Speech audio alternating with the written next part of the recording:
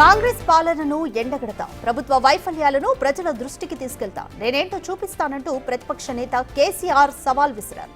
5 లక్షల మందితో బహిరంగ సభ నిర్వహించి ప్రజల్లోకి వెళ్లే ప్లాన్ చేశారు.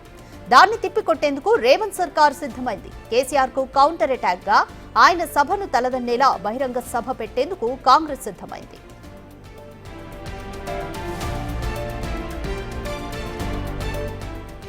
కాంగ్రెస్ ప్రభుత్వం బీసీ కులగణన సర్వేను తీసుకొచ్చింది. అయితే గతంతో పోల్చితే బీసీ లెక్కలు తగ్గాయని, సర్వే తప్పుల తడక అంటూ బీఆర్ఎస్ ఆరోపిస్తోంది. ఈ క్రమంలో ఫిబ్రవరి నెలలో 2 భారీ బహిరంగ సభలు నిర్వహించేందుకు ప్రభుత్వం సిద్ధమైంది. గజ్వేల్లో ఎస్సీ వర్గీకరణ సభ, సూర్యాపేటలో బీసీ కులగణన బహిరంగ సభలు నిర్వహించనున్నారు. చట్టసభల్లో ఆమోదం లభించినందుకు గుర్తుగా విజయోత్సవ సభలను ఏర్పాటు చేస్తున్నారు. సభలకు ఏఐసీసీ అగ్రనేతలు రాహుల్ గాంధీ, మల్లికార్జున ఖర్గేలను ఆహ్వానించనున్నారు. ప్రభుత్వం అందిస్తున్న సంక్షేమ పథకాలను ప్రజల్లోకి తీసుకెళ్లనున్నారు. స్థానిక సంస్థల ఎన్నికల వ్యూహంలో భాగంగా ప్రభుత్వం ఈ బహిరంగ సభను ఏర్పాటు చేస్తోంది.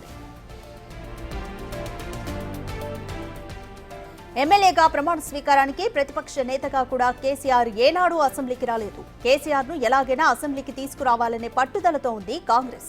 బీఆర్ఎస్ హయాంలో చేసిన అక్రమాలను ప్రశ్నించాలని చూస్తోంది. ఇప్పటికే 2-3 సార్లు అసెంబ్లీ సమావేశాలు నిర్వహించినా, ప్రభుత్వం తలపెట్టిన కార్యక్రమాలకు రావాలని ఆహ్వానం పంపించినా కేసీఆర్ మాత్రం ఫామ్ హౌస్ నుంచి అడుగు బయట పెట్టలేదు.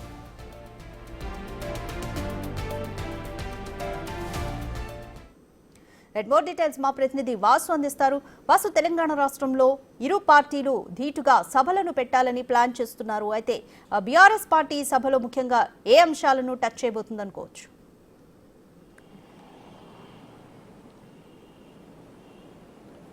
రాధిక, తెలంగాణ కాంగ్రెస్ పార్టీ చాలా వ్యూహాత్మకంగా వ్యవహరించబోతోంది. 2 భారీ బహిరంగ సభలకు సంబంధించి, అంటే ఉమ్మడి నల్లగొండ జిల్లా సూర్యాపేటలో, మరోపక్క కేసీఆర్ ఇలాకా గజ్వేల్లో మరో సభను బహిరంగ సభను ఏర్పాటు చేసింది. ఈ సభలకు సంబంధించి కూడా ఏఐసీసీ పెద్దల్ని కూడా ఆహ్వానించబోతుంది. అయితే ప్రధానంగా ఇటీవల కాలంలో జరిగినటువంటి ఏదైతే కుల గణనతో పాటు ఎస్సీ వర్గీకరణ విజయోత్సవ సభలుగా వీటికి అభివర్ణిస్తూ ఉన్నారు. ఎందుకంటే చారిత్రాత్మకమైనటువంటి ఒక నిర్ణయానికి సంబంధించి తెలంగాణ రాష్ట్రంలోనే దేశంలో మొట్టమొదటిసారిగా కుల గణన చేసి ఎస్సీ వర్గీకరణ చేసినటువంటి నేపథ్యంలో చట్టసభల్లో కూడా తీర్మానం చేశారు. ఆమోదం లభించినటువంటి పరిస్థితుల్లో కూడా ఈ విజయోత్సవ సభలు నిర్వహించాలని కాంగ్రెస్ ప్రభుత్వం నిర్ణయించింది. దీనికి సంబంధించి నిన్న సిఎల్పి మీటింగ్లో కూడా ముఖ్యమంత్రి రేవంత్ రెడ్డి ఈ యొక్క బహిరంగ సభల అంశాన్ని ప్రస్తావించారు. అయితే ఇవి ఎట్లా ఉండాలంటే ఖచ్చితంగా ఎస్సీ వర్గీకరణ కావచ్చు, కులగణన కావచ్చు, బీసీ రిజర్వేషన్లు కావచ్చు, కులగణన ద్వారా వచ్చినటువంటి క్యాస్ట్ లెక్కల ప్రాతిపదికన కూడా జనాభా లెక్కల దమాషా పద్ధతిలో ఎలాంటి రిజర్వేషన్లు, ఎలాంటి ప్రయోజనాలు వనగూరబోతూ ఉన్నాయి ప్రజలకన్న అంశానికి సంబంధించి బహిరంగ సభల్లో చెప్పాల్సినటువంటి అవసరం ఉంది. కాబట్టి ప్రతి ఎమ్మెల్యేలకు సంబంధించి కావచ్చు, ఎమ్మెల్సీల అందరికీ కూడా ఇదే దిశానిర్దేశం చేశారు. మరోపక్క సూర్యాపేటలో జరిగేటువంటి బహిరంగ సభకు సంబంధించి ఏఐసీసీ కీలక నేత అయినటువంటి ఒక నాయకుడిని కూడా పిలవబోతా ఉన్నారు. దీంట్లో రాహుల్ గాంధీ ప్రధానంగా కూడా వచ్చేటువంటి అవకాశం కనిపిస్తూ ఉంది. ఇక మరోపక్క గజ్వేల్లో జరిగేటువంటి సభకు సంబంధించి, అంటే ఎస్సీ వర్గీకరణ పైన ప్రధానంగా ఈ సభ జరగబోతా ఉంది. ఇక్కడికి ఏఐసీసీ అధ్యక్షుడు ఖర్గేను ఆహ్వానించబోతా ఉన్నారు. అతడు ఈ సభలో పాల్గొనబోతా ఉన్నారు.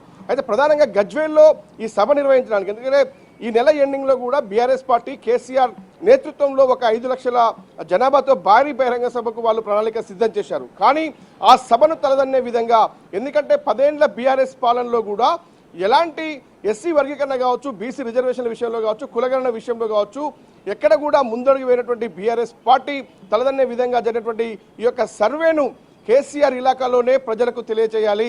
ఎందుకంటే ఫామ్ హౌస్ వదలకుండా, దాదాపు అసెంబ్లీకి రాకుండా, ఎలాంటి ప్రభుత్వ పథకాలకు కానీ ఏదైనా ఆహ్వానాలకు కానీ పిలిచినప్పటికీ కేసీఆర్ రాకుండా ఫామ్ హౌస్కే సిద్ధమైన నేపథ్యంలో అక్కడికే ప్రభుత్వం వెళ్ళి, అక్కడికే కాంగ్రెస్ పార్టీ వెళ్ళి జరిగినటువంటి అభివృద్ధి కావచ్చు, చేసినటువంటి ఒక చారిత్రాత్మకమైనటువంటి నిర్ణయానికి సంబంధించి అక్కడే ప్రకటించేందుకు కూడా ఏఐసీసీ పెద్దలు పిలవబోతూ ఉన్నారు.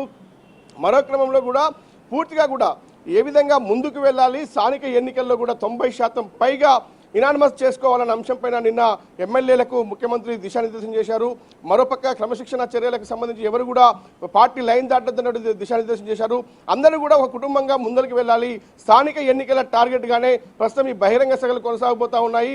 మరోపక్క ఈ కులగణనకు సంబంధించి ఈ బీసీ రిజర్వేషన్ల అంశం ఏదైతే కామారెడ్డి డిక్లరేషన్ 42 ఉందో అది రేపు స్థానిక ఎన్నికల్లో అమలు చేయబోతున్న విషయాన్ని రేపు సూర్యాపేట సభలో కూడా అదే రాహుల్ గాంధీతో కూడా ఖచ్చితంగా వాళ్ళు ప్రకటించబోతా ఉన్నారు 42 రిజర్వేషన్ అనే అంశాన్ని. ఇక ఎస్సీ వర్గీకరణ కూడా దశాబ్దాల కాలంగా కొనసాగుతున్న ఉద్యమానికి కాంగ్రెస్ పార్టీ చరమగీతం పాడింది. వాళ్ళ చిరకాల స్వప్నం నెరవేరిందన్న అంశాన్ని గజ్వేల్ వేదికగా కూడా కాంగ్రెస్ పార్టీ వెల్లడించబోతా ఉంది. ఇవన్నీ ముందు పెట్టి కూడా ప్రజలకు రేపు ప్రభుత్వ పథకాలు కావచ్చు, విద్యా ఉపాధి అవకాశాలు కావచ్చు, మిగతా స్కీములకు సంబంధించినటువంటి వ్యవహారంలో కూడా ఏ విధంగా రాజకీయంగా కూడా రేపు రాజకీయ పదవుల్లో కావచ్చు, నామినేటెడ్ పోస్టులు కావచ్చు, రేపు టికెట్ల విషయంలో కావచ్చు, అన్నిట్లో కూడా ఈ రిజర్వేషన్ పద్ధతిలో కూడా న్యాయం జరగబోతుందన్న విషయాన్ని ఈ బహిరంగ సభల్లో కాంగ్రెస్ పార్టీ వెల్లడించబోతుంది.